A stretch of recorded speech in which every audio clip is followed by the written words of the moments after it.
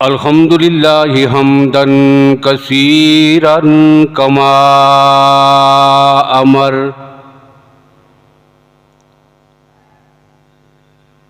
व नशहदु अल्ला इलाहा इल्लल्लाहु वहदहु ला शरीका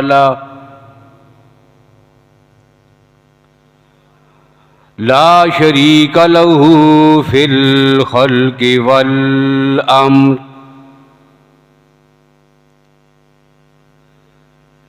इरगामन लिमन जहद बिही व कफर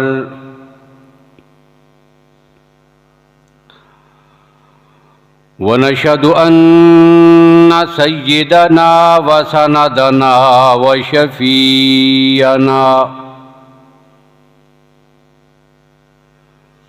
शफीयना मुहम्मदन अब्दुहु व रसूलुहु। अम्मा बादु फ़अऊज़ु बिल्लाहि मिनश शैतानिर रजीम।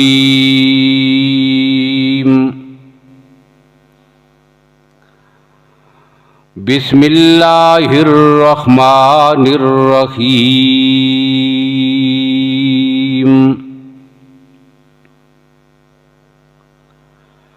या अय्युहर रुसुलु कुलू मिनत तय्यिबाति वअमलू सालिहा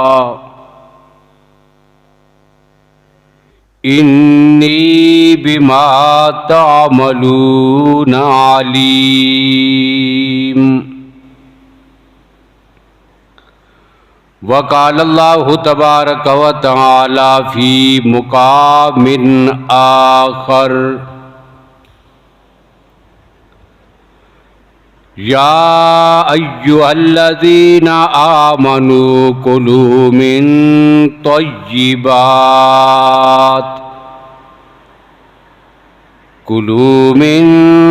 तय्यिबाति मा रज़क़नाकुम वश्कुरू लिल्लाह इन कुंतुम इय्याहु ताबुदून। सदक़ल्लाहु मौलानल अज़ीम। अल्लाहुम्मा सल्लि अला मुहम्मदिन व अला आलि मुहम्मद बिअददि मन क़अद व क़ाम।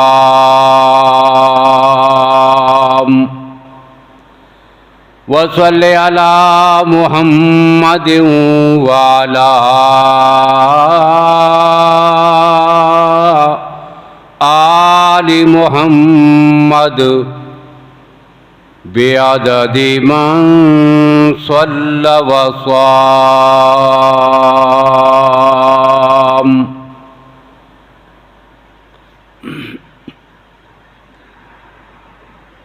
काबिल सद एहतराम बुज़ुर्गों, भाइयों, अज़ीज़ दोस्तों,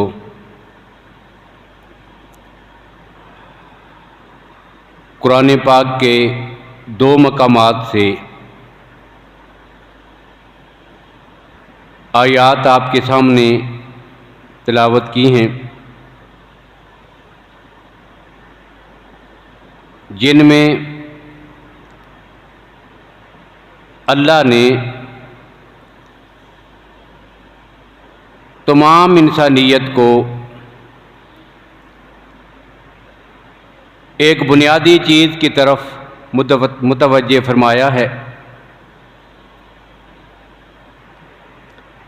कि जिस चीज़ का ताल्लुक़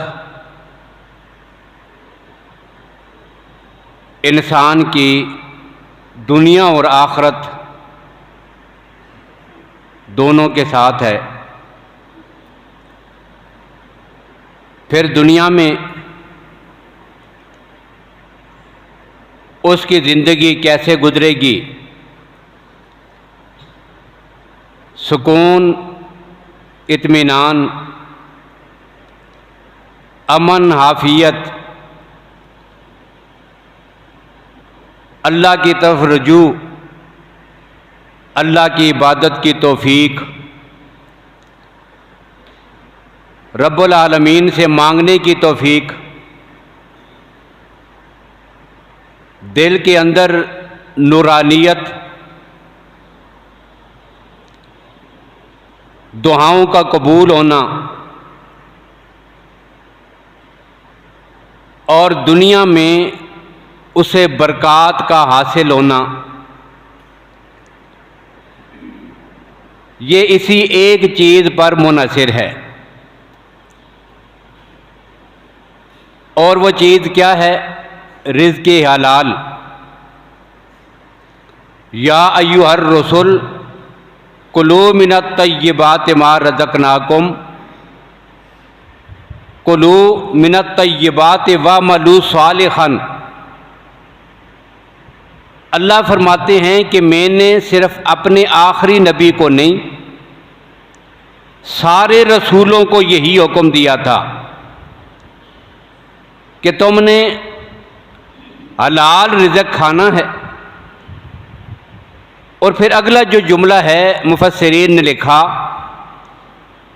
कि ये असल में पहले जुमले का नतीजा अल्लाह ने ज़िक्र किया है कि बंदा जब हलाल खाता है वअमलू सालिहन, अल्लाह उसे नेक अमाल की तौफीक देते। ये हलाल का कमाल होता है कि अल्लाह उसे तौफीक दे देते हैं नेक अमाल की। और हराम की नहूसत ये होती है कि अल्लाह बंदे से नेक अमाल की तौफीक को सलब कर लेते हैं। हलाल की वजह से दिल में नूरानियत पैदा होती है और हराम की वजह से दिल में जुल्मत पैदा होती है। इसी वजह से रिज़्क़ हलाल का उसूल, कसबे महाश, इसे नबी अकरम सल्लल्लाहु अलैहि वसल्लम ने इस्लामी फ़राइज़ में शामिल फरमाया है। अल्लाह के नबी सल्लल्लाहु अलैहि वसल्लम फरमाते हैं कि रिज़्क़ हलाल के उसूल के लिए मेहनत करना फ़रीज़तुम बादल फ़रीज़ा, दीगर फ़राइज़ के बाद ये भी तुम्हारे ऊपर फ़र्ज़ और लाजिम है। यही वजह है कि हज़रत आदम अलैहिस्सलातु वस्सलाम से लेकर नबी अकरम सल्लल्लाहु अलैहि वसल्लम की ज़ात गिरामी तक तमाम अंबिया और रसूल इतना अजीम मनसब पास होने के बावजूद कि अल्लाह ने एक ख़ास मनसब के लिए मनसब रिसालत और नबुव्वत दे के भेजा था, इसके बावजूद वो अपनी ज़रूरत के लिए मेहनत और मुशक्क़त से काम लेकर रिज़्क़ हलाल कमाते थे। हज़रत आदम अलैहिस्सलातु वस्सलाम खेती बाड़ी करते थे, हज़रत नूह अलैहिस्सलाम, हज़रत मूसा, हज़रत ईसा, हज़रत दाऊद, हज़रत सुलेमान, हज़रत यहया, हज़रत यूसुफ, खुद नबी अकरम सल्लल्लाहु अलैहि वसल्लम, सब के सब किसी मेहनत के साथ जुड़कर अपने हाथों से अपने लिए रिज़्क़ हलाल कमाते थे। और नबी अकरम सल्लल्लाहु अलैहि वसल्लम ने फरमाया, हज़रत अब्दुल्ला बिन मसूद रज़ी अल्लाह तआला अन्हु की रवायत है बुखारी शरीफ में, कि अल्लाह के नबी फरमाते हैं बंदा जो खाता है इसमें सबसे बेहतरीन लुक़मा वो है कि जो वो अपने हाथों की मेहनत से कमा के खाता है। सबसे बेहतरीन खाना जो उसकी मेहनत से कमाया हुआ उसको मुयस्सर आता है। और फिर नबी अकरम सल्लल्लाहु अलैहि वसल्लम ने आगे एक नबी की मिसाल दी, व इन्ना दाऊद अलैहिस्सलातु वस्सलाम काना याकुलु मिन हमले यदिही। अल्लाह के नबी हज़रत दाऊद अलैहिस्सलाम भी अपने हाथों से मेहनत करके कमाते थे, उसी से खाते थे। अब यहां पर आप देखें सारे अंबिया का तरीका कार यही था, मेहनत करते थे, कुछ पेशे थे उनके, कुछ हुनर थे उनके पास, उससे वो रिज़्क़ हलाल कमाते थे, अपनी ज़रूरियात पूरी करते थे। लेकिन अल्लाह के नबी सल्लल्लाहु अलैहि वसल्लम ने यहाँ पर मिसाल में नाम सिर्फ एक नबी का लिया है, हज़रत दाऊद अलैहिस्सलाम। अब इनका नाम क्यों लिया? इस वजह से कि ये अपने दौर में वक़्त के हुक्मरान भी थे। सिर्फ नबी नहीं, वक्त का बहुत बड़ा हुक्मरान भी है। अब अल्लाह के नबी बताना चाहते हैं, कोई ये ना समझे कि बाकी अंबिया के पास चूंकि ज़मीनें नहीं थी, ओहदा नहीं था, मनसब नहीं थे, हुकूमतें नहीं थी, तो फिर उन्होंने कमाना ही था, कोई मेहनत कर लेते थे। नहीं, ये मजबूरी की वजह से नहीं है, अल्लाह की पसंद ही यही है कि नबी होकर इतनी बड़ी सुल्तनत जिसके ज़ेरे तसल्लत है, फिर भी वो अपनी ज़रूरत पूरी करने के लिए हुकूमती वसाइल को अख्तियार नहीं करता, बल्कि रिज़्क़ हलाल खाने के लिए वो नबी जो है वो अपने हाथों के साथ मेहनत करता है। अब इसकी तफसीर में मुआरिफुल कुरान में मुफ्ती मोहम्मद शफी उस्मानी रहमहुल्लाह ने वो हदीस भी नकल फरमाई है कि हज़रत दाऊद अलैहिस्सलातु वस्सलाम, इनका मामूल था अपने दौर हुकूमत में कि रातों को बेस बदल कर मुख्तलिफ शहरों में, गलियों में, मोहल्लों में गश्त करते थे ताकि लोगों के हालात का पता चले, कोई परेशान तो नहीं है, किसी को कोई तकलीफ तो नहीं है, किसी का कोई मसला तो नहीं है, और फिर साथ ये भी पता चले कि लोग हमारी हुकूमत के बारे में तबसरा क्या करते हैं। मुंह पे तो शायद कोई ना बोले, लेकिन पीठ पीछे पता तो चले लोग तबसरे क्या करते हैं, कैसा हुक्मरान है। अब ये सारी बातें पता चल जाती हैं रात को जब बेत बदल कर अवाम में जाके गोल मिल जाए, उनमें बैठे, उनसे पूछे, उनसे मिले। अब ये उनका मामूल था, और यही मामूल था उम्मत मुहम्मदिया सल्लल्लाहु अलैहि वसल्लम में सैयदना फ़ारूक आज़म रज़ियल्लाहु ताला अन्हु। अब सैयदना हज़रत दाऊद रात को गश्त करने के लिए गली में निकले। अब अल्लाह ने एक फरिश्ते को इंसानी शक्ल में उनके सामने भेज दिया। अब ये तो पहचान ना सके कि फरिश्ता है या इंसान। अब जब मुलाकात हुई, आमना सामना हुआ, हज़रत दाऊद गुजर रहे थे, उससे मिले और साथ ही उसे पूछा, बताओ ये जो हुक्मरान है आपका दाऊद कैसा आदमी है? तो हज़रत दाऊद अलैहिस्सलाम के सवाल के जवाब में वो जवाबन वो फरिश्ता जो इंसानी शक्ल में है वो उसे कहता है आदमी तो बहुत ज़बरदस्त है, लेकिन अगर एक काम ना हो। पूछा गया वो काम कौन सा? तो उसने कहा कि ये अपनी ज़रूरत के लिए बैतुल माल से वजीफ़ा लेता है। अब ये शरन ममनू नहीं था, ये उनके लिए हक बनता था कि बक़द्रे ज़रूरत उनको वजीफ़ा बैतुल माल से दिया जाए। हज़रत दाऊद ने जब हुकूमत और इक़्तिदार संभाला था तो ज़रूरत के लिए कि जिससे ज़िंदगी का रिश्ता बाकी रहे, थोड़ा सा जितना एक मज़दूर को मिलता है उतना बैतुल माल से अपने लिए लेते थे।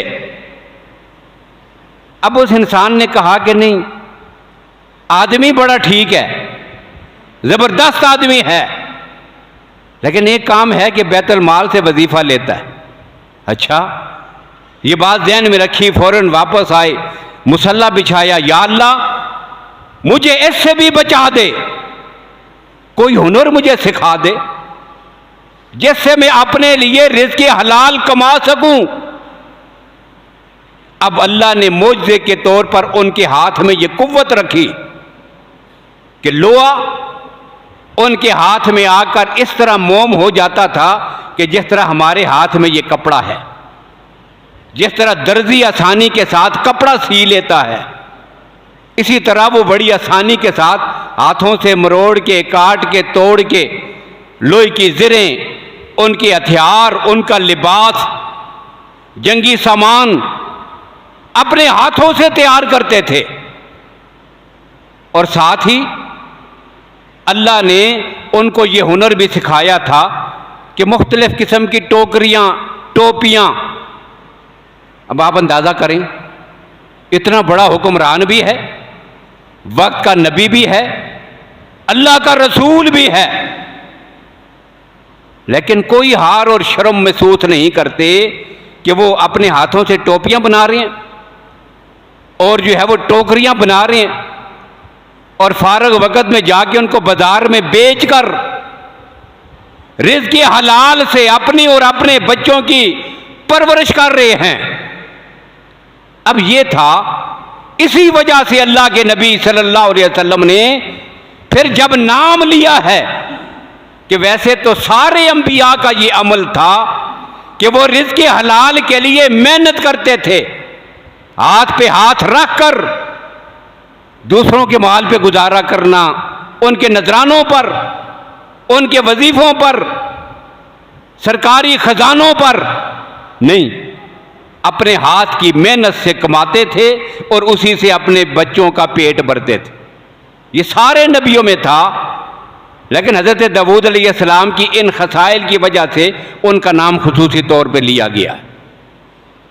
तो रिज़्क़ हलाल की बड़ी अहमियत है, और इतनी अहमियत कि अल्लाह के नबी सल्लल्लाहु अलैहि वसल्लम फरमाते हैं कि जो हराम खाता है, जिसका रिज़्क़ हलाल का ना हो, जिसका पहनना हलाल का ना हो, जिसका पीना हलाल का ना हो, एक लुकमा अगर हराम का खाता है, अल्लाह 40 दिन तक उसकी कोई इबादत कबूल नहीं करता। अब ये बातें कभी हमारे जहन में हैं, ये हमने सोचा है? आज तो हम महारत ही इसी में समझते हैं। कमाल क्या है? कहते हैं उस आदमी के पास बड़ा ओहदा है, बड़ा कमाल है। अब कमाल का फ़ायदा क्या है? जितना वो मर्जी चाहे लूटे, जितना वो मर्जी चाहे खाए। अब कमाल ये है कि वो लूटने में सबसे ज़्यादा आगे है। ये कमाल है हमारे यहाँ, और ये वो ज़माना है। नबी अकरम सल्लल्लाहु अलैहि वसल्लम, बुखारी शरीफ की हदीस है, अल्लाह के नबी सल्लल्लाहु अलैहि वसल्लम ने फरमाया था कि मेरी उम्मत पर एक ज़माना ऐसा आएगा, ला युबालिल मरु, कोई आदमी इस बात का कोई ख्याल नहीं करेगा कि मैं जो कमा रहा हूं या पैसे उठा रहा हूं या ले रहा हूं, ये हलाल भी हैं मेरे लिए या हराम है। हलाल और हराम की तमीज ही मिट जाएगी। आज हमारे माशरे में वही दौर है, छोटे से लेकर सबसे ऊपर वाले तक आगे बढ़ने की कोशिश क्यों है? इसी वजह से कि मुझे ज़्यादा से ज़्यादा ये हराम दौलत मिल जाए। हलाल के रास्ते से आती है या हराम के रास्ते से? और हलाल के रास्ते से तो इतनी आती ही नहीं कि जैसे बंदा याशियां कर सके, जैसे मल्लात खरीदे, जैसे ज़मीनें खरीदे, जैसे ऐशो अशरत करे। ये हलाल से तो होता नहीं। फिर बंदा उसके लिए हराम की तरफ दौड़ पड़ता है, फिर हाथ पांव मारता है जिधर से मिले, चाहे हराम का ही क्यों ना हो। अल्लाह के नबी फरमाते हैं एक लुकमा अगर हराम का खा लिया, 40 दिन तक उसकी कोई इबादत अल्लाह के यहाँ कबूल नहीं होती। ना नमाज, ना रोज़ा, ना हज, ना ज़कात, ना तस्बीहात, कोई इबादत कबूल नहीं। ये एक लुकमे की वजह से। ये इतनी बड़ी नहूसत है। और हलाल में अल्लाह ने क्या कमाल रखा। अल्लाह के नबी सल्लल्लाहु अलैहि वसल्लम फरमाते हैं जो हलाल का एक लुकमा खाता है,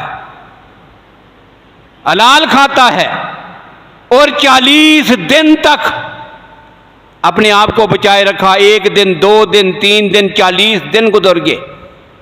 अब ये 40 दिन का सिर्फ हलाल खाना अल्लाह की ज़ात जो है उसके दिल के अंदर नूरानियत पैदा कर देते हैं, और उसकी ज़ुबान पर अल्लाह हिकमत के चश्मे जारी कर देते हैं।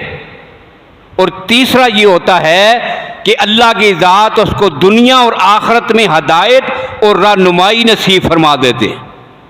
फिर दुनिया के सारे काम भी ठीक हो जाते हैं। यादी अल्लाह हो फिर दुनिया वल आखिरा, आखिरत तो बनती बनती है, अल्लाह उसकी दुनिया भी संवार देते हैं। हराम खाने की वजह से बंदा सिरात मुस्तकीम से भटक जाता है, और हलाल का कमाल ये है अल्लाह उसको सिरात मुस्तकीम सीधे रास्ते पे लगा देते हैं। तो ये हलाल रिज़्क जो है बंदे के अमाल और ज़िंदगी में इसके बड़े असरात हैं। अब पहला कमाल क्या होता है? अल्लाह दुआ को कबूल फरमाते हैं। जो हलाल खाता है उसकी दुआएं कबूल होती हैं। हज़रत साद बिन नबी वक्कास रज़ी अल्लाह तआला अन्हु, जिन्हें नबी अकरम सल्लल्लाहु अलैहि वसल्लम का मामू कहते हैं, ये हज़रत साद बिन नबी वक्कास खड़े हुए, या रसूल अल्लाह मेरे लिए दुआ फरमाएं, अल्लाह मुझे मुस्तजाब दावात बना दे। क्या माना? जो भी अपने रब से मांगूं अल्लाह मेरी दुआ को रद्द ना फरमाएं। इसे कहते हैं मुस्तजाब दावात, जिसकी दुआएं बहुत कबूल होती हों। मेरे लिए दुआ फरमाएं, अल्लाह मुझे मुस्तजाब दावात बना दे। ये सवाल था। अल्लाह के नबी सल्लल्लाहु अलैहि वसल्लम ने फरमाया, एक जवाब तो ये है कि मैं रब से दुआ करूं अल्लाह तुझे मुस्तजाब दावात बना दे। तेरे खड़े होके सवाल का एक जवाब ये है, और एक जवाब ये है तेरे लिए दुआ न करूं, खुद तुझे वो नुस्खा बता दूं कि तू ही नहीं, क़यामत तक आने वाला हर ईमान वाला जब इस नुस्खे को आजमाएगा वो भी मुस्तजाब दावत बन जाएगा। ये सिर्फ तेरा फ़ायदा ही नहीं होगा, क़यामत तक आने वाली सारी उम्मत का फ़ायदा है। भाई तरीका ही क्यों ना बता दूं? अब अल्लाह के नबी ने उसे तरीका बताया है। फरमाया रिज़्क़ के हलाल का एहतमाम कर, हराम से बचना है, हलाल खाने का एहतमाम करो, अल्लाह तुझे मुस्तजाब दावात बना देंगे। और एक हदीस में सैयदना अबू हुरैरा रज़ियल्लाहु अन्हु की रिवायत है, अल्लाह के नबी सल्लल्लाहु अलैहि वसल्लम फरमाते हैं कि बहुत सारे लोग रुब्बा अशुरिन अशसिन अगबरिन, बहुत सारे लोग हालत सफ़र में, मुसाफिर भी है और हालत सफ़र में परागंदा बाल, गरीब, मस्कीन, बेसहारा आदमी, और यमुद्दो यदैहि इला दुहा, हालत सफ़र में परागंदा बाल, पुराने फटा लिबास, ऐसी हालत में रब के सामने हाथ उठाकर दुआ करता है, या रब या रब या रब, अपने रब को पुकारता है, दुआएं मांगता है। अल्लाह की दात फरमाते हैं, लेकिन साथ ये है, नबी अकरम सल्लल्लाहु अलैहि वसल्लम ने फरमाया मतअमुहु हरामुन, हराम खा के आया है, लुकमा जो मुंह में डाला वो हराम का था। मशरबुहु हरामुन, हराम का पानी पिया था, पीना हराम का, खाना हराम का। मलबसुहु हरामुन, जो लिबास पहना था उसमें हराम शामिल। फअन्ना युस्तजाबु लहा, ये दुआएं कबूल होने के सारे असबाब बेशक जमा करे, मुसाफिर भी हो, परागंदा बाल भी हो, हाथ उठा के मांगने वाला भी हो, जारियां भी करता हो, रब से मांगता भी हो, जितनी दुआएं मर्जी करे। फअन्ना युस्तजाबु लहा, जब तक वो आराम से बचता नहीं, हलाल का एहतमाम नहीं करता, क़यामत तक कभी ऐसे बंदे की दुआ अल्लाह कबूल ही नहीं करता। तो हलाल का पहला कमाल क्या है? अल्लाह बंदे की दुआओं को कबूल नहीं करते, मुस्तजाब दावात भी बना देते। और बंदा जब हराम खाता है तो एक अदाब ये आता है कि दुनिया में उसकी कोई दुआ कबूल नहीं होती, एक बात। और फिर रिज़्क़ हलाल का एक फ़ायदा क्या है? अल्लाह नेक अमाल की तौफीक देते हैं, नेक अमाल की तौफीक मिल जाती है। एक तो कुरान पाक ने कहा, या अय्युहर रसूल कुलू मिनत तय्यबाति वअमलू सालिहन, कि नेक खाओगे, अच्छा हलाल का खाना खाओगे, उसकी वजह से वअमलू सालिहन, अल्लाह तुम्हें नेक अमाल की तौफीक देंगे। दिल में नूरानियत पैदा होगी, अमाल की तौफीक पैदा होगी। और फिर मुफस्सिरीन ने इसके मतहत जो है वो बहुत सारे ऐसे वाक़यात लिखे कि दिल में कैसा नूर पैदा होता है, रिज़्क़ हलाल की वजह से अमल की कैसी तौफीक मिलती है, दिल में नूर पैदा होता है। कैसा? हमारे दारुल उलूम देवबंद में अकाबिरीन देवबंद के दौर में मौलाना कारी तैयब रहमतुल्लाह ताला अलैहि, मौलाना हज़रत थानवी रहमहुल्लाह, दीगर अकाबर, मौलाना कासिम ननौतवी, इब्तिदा का दौर था। तो वहाँ पर उसी महल्ले में उनकी मस्जिद के साथ मुल्क एक आदमी था, शाह साहब थे, एक अब्दुल्ला नाम था उनका। अब उनका मामूल क्या था? वो रोज़ाना सुबह की नमाज पढ़ने के बाद मजदूरी करने के लिए जाते थे। घास काटा, उसे लाके बाजार में फरोख्त कर दिया और रोज़ाना तकरीबन जो है वो 6 आने जो है वो कमा के लाते थे, बस इससे ज़्यादा नहीं। अगर कोई उनको ज़्यादा कीमत देता वो नहीं वसूल करते थे, बस इतनी रोज़ाना की मेहनत कितनी है? 6 आने। घास का गट्ठा उठाया, काटा, लाया, बाजार में बेचा, 6 आने लिए, घर वापस आ गए, छुट्टी कर ली। अब 6 आने का वो क्या करते थे? 2 आने जो है वो अपने बच्चों पर और अपनी ज़ात पे खर्च करते थे, 2 आने जो है वो गरीबों मस्कीनों पे सदका कर देते थे, और रोज़ाना के 2 आने वो बचाकर जमा कर लेते थे। और जब इतने पैसे हो जाते कि जिससे दारुल उलूम देवबंद के इन सारे बड़े उलमाए किराम की दावत हो सके, उतनी रकम उनके पास जमा हो जाती, फिर वो सारों की दावत करते थे। वो काबर सारे, हज़रत थानवी रहमहुल्लाह, हुसैन अहमद मदनी, कासिम ननौतवी रहमतुल्लाह ताला अलैहि, ये सारे आते थे और इनकी दावत हुआ करती थी। मौलाना मुज़फ़्फ़र हुसैन कांदड़ी रहमहुल्लाह, इनके बारे में है, इनकी तबीयत में मजाक भी बहुत ज़्यादा था और साथ ही हर फन में, खाने में, पकाने में, कपड़े धोने में अल्लाह ने बड़ी महारत दी हुई थी। अब ये खाना तैयार करते, सब बैठ के खाते। अब ये हज़रात लिखते हैं कि जब भी अल्लाह के उस वली की दावत होती, वो मज़दूर जिसने 2-2 पैसे मजदूरी करके बचाकर हमें खाना खिलाया है, कहाँ एक मदरसे में बैठकर शेखुल हदीस के मनसब पर हदीस का दर्स देने वाले अकाबिर, अपने घर का तो वो रोज़ाना खाते हैं, लेकिन जो नूरानियत, जो इबादत की तौफीक, कहते हैं इस मजदूर के खाने से हमें मिलती थी, इतनी जो है वो किसी और खाने से कभी नहीं मिलती थी। इंतज़ार करते रहते थे कब शाह साहब के घर में खाना होगा। वहाँ खाना खा के आते और 1 महीने तक हमारे दिल के अंदर उसकी नूरानियत और चमक महसूस होती थी। फिर इबादत की भी तौफीक होती थी, न थकावट होती थी, न नींद का गलबा होता था, न सुस्ती होती थी। फिर मसाइल भी समझ आते थे, फिर कुरान भी समझ आता था। ये सब क्या था? रिज़्क़ हलाल की बरकत, जो वो मजदूर जो है वो हमें अपने हाथों से कमा के वो खाना खिलाता था। ये कमाल था। और इमाम शाफी रहमहुल्लाह के शागिर्द हैं इमाम अहमद इब्न हंबल। अहमद इब्न हंबल शागिर्द हैं, इमाम शाफी उनके उस्ताद हैं। अब इमाम शाफी ने एक मौके पर अपने शागिर्द की दावत की मिस्र में, वो दूसरे मुल्क में है, ये दूसरे मुल्क में। अब अपने शागिर्द को बुलाया, तेरी दावत है। दोनों अपने वक़्त के इमाम हैं। इमाम अहमद इब्न हंबल इमाम शाफी से मिलने के लिए आए, बड़ा इस्तकबाल हुआ, खाने तैयार हुए। अब जब खाना लगा दस्तरखान पर, तो आम मसनून और असल तरीका यह है कि खाना जो है वो थोड़ा खाया जाए, खूब जो है वो पेट भर के खा लिया, सुस्ती, कोताही, कोई अमल, कोई काम, फिर कुछ नहीं होता। अब यह है क्या हुआ, खाना लगा दस्तरखान पर। अब इमाम अहमद इब्न हंबल बैठे खाना खाने के लिए, तो एक तो उन्होंने अपने मामूल से हटकर बहुत ज़्यादा खाना खाया।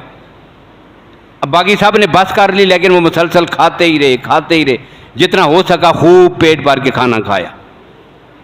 अब पहली बार साहब ने देखकर ये महसूस किया, अजीब आदमी है, इतना बड़ा इमाम, हज़रत इमाम शाफी का शागिर्द, इतना खाना खा गया है। ये काम तो खिलाफ सुन्नत किया इसने। खैर रात हो गई, इशा की नमाज के बाद जब वो अपने कमरे में आ गया अहमद इब्न हंबल, तो उनके पास मुसल्ला भी, पानी से भरा हुआ लोटा भी, ये ला के रख दिया गया। ये मुसल्ला है तहज्जुद के लिए ज़रूरत पड़ेगा, ये पानी है तहज्जुद के लिए वुज़ू करेंगे। उन्होंने कहा ठीक है रख दो। हज़रत बैठे हुए हैं कुरान पाक खोल के, अब वो रख के चले गए। सुबह की नमाज का जब वक़्त हुआ तो इमाम शाफ़ी अहमद इब्न हंबल जब उठकर मस्जिद में नमाज पढ़ने के लिए गए तो पीछे घर वालों ने आगे देखा, मुसल्ला भी उसी तरह रखा हुआ और वो लोटा भी पानी का भरा हुआ उसी तरह रखा हुआ। उन्होंने कहा अजीब इमाम है, इतना बड़ा शोहरत है, रात को न इसने तहज्जुद की नमाज पढ़ी, न इसने वुज़ू किया, न इसने मुसल्ला बिछाया, ये क्या करता है, सोया रहा है सारी रात। अब उन्होंने इमाम शाफी रहमतुल्लाह के सामने सब ने ये बात कही, अजीब आदमी है, आप तो कहते थे इतना बड़ा इमाम मुत्तकी परहेज़गार है, ये दो बातें समझ नहीं आई, ना खाना समझ आया ना रात का सोना समझ आया है। अब ये सवाल किया। अब उन्होंने फिर अपना शागिर्द था, शागिर्द से पूछ लिया कि भाई तू तो बड़ा ज़बरदस्त आदमी था क्लास में, मैं जानता हूँ तुझे, अब तो तेरी आदतें बड़ी बदल गई हैं, कैसे हो गए हो, खाना इतना खाया और रात को सोए रहे हो, तहज्जुद भी नहीं पढ़ी। उसने कहा हज़रत बात यह है, इस बात को तो आप ही जानते हैं कि जब खाना ला के बिछाया गया रखा गया तो उसमें इतनी नूरानियत थी, वो आपके घर का ऐसा नूरानी खाना था कि उसके अनवार और बरक़ात की वजह से मैंने कहा कि जितना हो सके ज़्यादा खाऊं ताकि ये उसकी अनवार और बरकत जो है ये मुझे हासिल हो। ये हलाल का रिज़्क़ था, खूब पेट भर के खाया और खाने के बाद रात को न सुस्ती हुई, न मुझे नींद आई, न मुझे थकावट हुई, न जो है वो बैतुल खला जाने की ज़रूरत पेश आई। जहाँ कुरान लेके बैठा था सारी रात कुरान पढ़ता रहा और उसी रिज़्क़ के हलाल में कमाल ये था कि एक एक आयत से अल्लाह ने वो 100 मसले मेरे दिमाग में डाले कि जो आज तक मेरे जहन में कभी नहीं आए थे। ये आपके रिज़्क़ के हलाल की बरकत और नूरानियत है, ये बात उन्होंने कही। और मौलाना मुज़फ़्फ़र हुसैन कांदली वही दारुल देवबंद के, खुद अपनी हालत ये थी कि वहाँ का जो मतबख था बावर्ची खाना, उसके इंचार्ज भी यही थे, मौलाना मुज़फ़्फ़र हुसैन कांदलवी। अब अख्तियात का आलम क्या था, रिज़्क़ के हलाल की बात कर रहा हूँ, हराम से बचना और हलाल की तलब। सूरत हाल क्या थी, बावर्ची खाने में तलब इल्म के लिए खाना पक रहा है। अब जाकर चेक करते थे नमक मिर्चें मसाला कैसे पकाया, अब उंगली के साथ लाकर प्लेट से उसको चखते थे और चेक करते थे कैसा खाना है। अब 1 महीने तक वो जो उंगली के साथ ला के खाना चेक किया ना, दयानतदारी का आलम यह था कि 1 महीना गुजरने के बाद अपनी तनख्वाह में से एक रकम मदरसे में दाखिल कर देते थे। ये मैंने मदरसे का जो खाना चखा है ये उसकी कीमत है। इतना हलाल का एहतमाम और आराम से इज्तनाब, ये वो कफ़ियत थी उन लोगों की। अब कहते हैं एक दफ़ा सफ़र पे कहीं निकल गए, दूर दराज का इलाका है, किसी गांव में जा पहुंचे, छोटी सी एक पुरानी सी मस्जिद है गांव में, छोटी सी आबादी है वहाँ पे। शाम की नमाज पढ़ी, कहते हैं जी गांव से मस्जिद में 1-2 आदमी आए और एक गरीब सा आदमी वो भी मस्जिद में नमाज में शरीक हुआ, नमाज पढ़ी और फिर जल्दी से निकल गया। अब जाते जाते उसने देखा कि एक आदमी मुसाफिर को आया हुआ है। अब घर में गया और घर से 3 रोटियां वो लेकर आया और उस मुसाफिर की खिदमत में पेश कर दी कि जी आप मस्जिद में आए हुए हैं, ये आपके लिए है। अब उस हजरत ने वो 3 रोटियां खा ली। कहते हैं इतनी बरकत थी, इतनी नूरानियत थी उस खाने में, बड़ा लुत्फ आया। और रात को जब मैं सोया तो उस खाने उसमें ऐसा कमाल और बरकत थी कि उसकी वजह से अल्लाह ने मुझे नबी अकरम सल्लल्लाहु अलैहि वसल्लम का ख्वाब में दीदार करवा दिया। मैं हैरान रह गया, इतने कमाल का रिज़्क़, इतने खूबी से हलाल कमा के लाया किसी ने। कहते हैं मैं उसी मज़े में कि चलो आज रात तो पैगंबर का दीदार हुआ है, कल यही आदमी फिर खाना लाएगा, उसकी बरकत से फिर एक दफ़ा पैगंबर का दीदार होगा। कहते हैं दूसरी शाम तक वो आदमी फिर नहीं आया, शाम की नमाज में फिर आ गया। फिर पीछे मुड़ के मुझे देखा, घर गया, 2 रोटियां लेके आया। पहले दिन 3 लाई थी, दूसरे दिन 2 ले आया। अब कहते हैं मैंने खाई तो वही बरकत है, वही अनवारात हैं। और रात को जब मैं सोया, अजीब व गरीब के मनाजर भी देखे और रसूलुल्लाह की फिर ज़ियारत हुई। कहते हैं मैं इस मज़े में तीसरे दिन फिर मस्जिद में बैठा रहा। शाम को फिर वो आदमी आया और नमाज पढ़ने के बाद घर गया और 1 रोटी लेके आया। अब मुझे रोटी भी पेश की और साथ ही कहा कि जनाब अब सुबह जो है वो आप तशरीफ़ ले जाएं। वजह यह है कि मैं रोज़ाना इतनी मजदूरी करके लाता हूँ कि जिससे मेरा एक बच्चा है, एक बीवी है, एक मैं हूँ, 3 रोटियां हम पकाते हैं, बस इतना सा कमा के लाता हूँ। अब पहले दिन बच्चे ने कहा मेरी रोटी भी ले जाओ, बीवी ने कहा मेरी भी ले जाओ, मैं अपनी में उठा के 3 ले आया। दूसरे दिन बच्चे की हिम्मत जवाब दे गई, वो छोटा है, उसकी हिम्मत जवाब दे गई, लिहाजा बच्चे की रोटी उसको दे दी। हम दोनों ने हिम्मत की, तुझे दोनों ला के दे दिए। अब तीसरा दिन आया तो बीवी भी जो है वो अब फाका बर्दाश्त नहीं कर सकती, दूसरी रोटी उसको भी दे के आया हूँ, अपनी तुझे ला के दे दी है, लेकिन कल तक मेरी हिम्मत भी जवाब दे जाएगी, बस अब जो है वो तेरी मेहमानी और मेरी ख़त्म। कहते हैं उसकी 1 रोटी लेकर रात को खा के तीसरी रात जब मैं सोया तो अल्लाह ने तीसरी रात में मुझे नबी अकरम सल्लल्लाहु अलैहि वसल्लम की ज़ियारत नसीब फरमाई।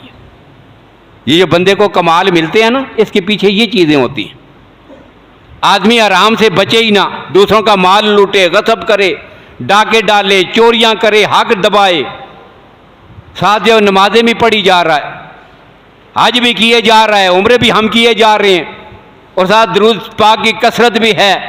मेरे नबी का दीदार हो, मेरी नमाजें कबूल हो, मेरे अमाल कबूल हो, नहीं, असल बुनियाद की तरफ हम नहीं जाते। जब तक रिज़्क़ हलाल का एहतमाम नहीं होगा, अल्लाह के यहाँ कोई इबादत काबिल कबूल नहीं होगी। अब अलाम की वो कुछ सूरतें क्या हैं, वो भी तशरीह इंशाअल्लाह फिर आएगी। अब हराम क्या होता है? एक तो हराम ये होता है, रिश्वत क्या है? हराम है। सूद लेना क्या है?